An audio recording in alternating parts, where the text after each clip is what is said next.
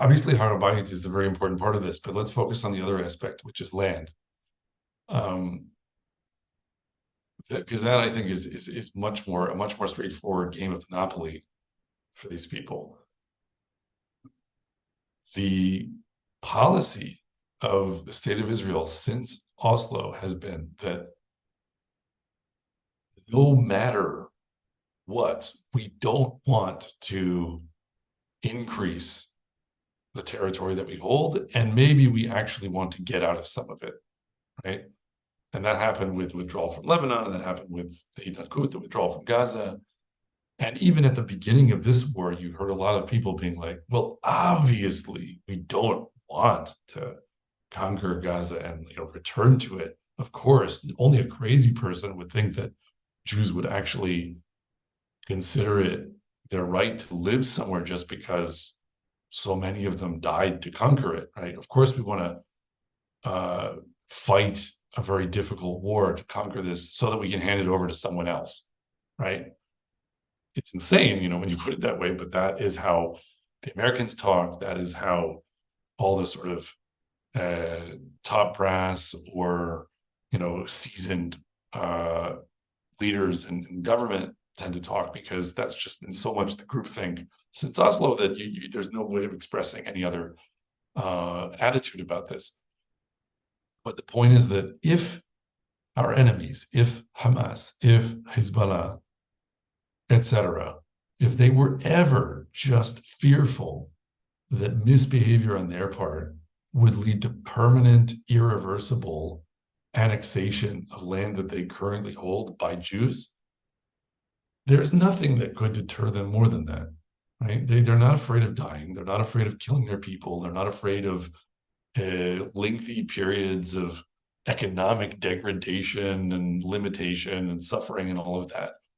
The only thing they're afraid of is Jews getting more of the land of Israel, or Jews returning to Har-Bayit and worshiping Hashem there according to his Torah. Those are the two things. It's a very simple, tin pot, stupid ideology, and it actually has very vulnerable symbols that it's within our power to address.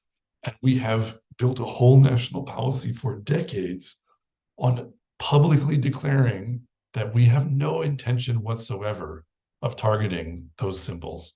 So in a way, it's kind of that HaKadosh Baruch Hu has brought into being this movement that is designed to punish us for our refusal to just do a few simple things that are actually totally straightforward things for a nation to desire to do in its own land.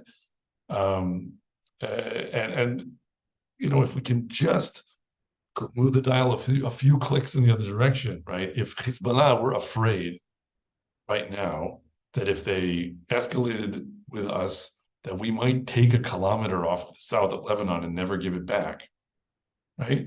That would be a different discussion for them, even with whatever else they can do to us. The point is that right now, Hamas and Hezbollah have been able to operate with impunity now for the better part of 2 decades, essentially being able to have the attitude that we can do whatever we want to the Jews, and maybe at worst they'll invade us and we'll get to kill some of them and maybe capture some of them, but yes, they'll kill a bunch of us, they'll blow up some buildings, and then they'll leave. They've promised that. They promised that to the Americans every day. They promised that, their leaders promised that to their own people every day.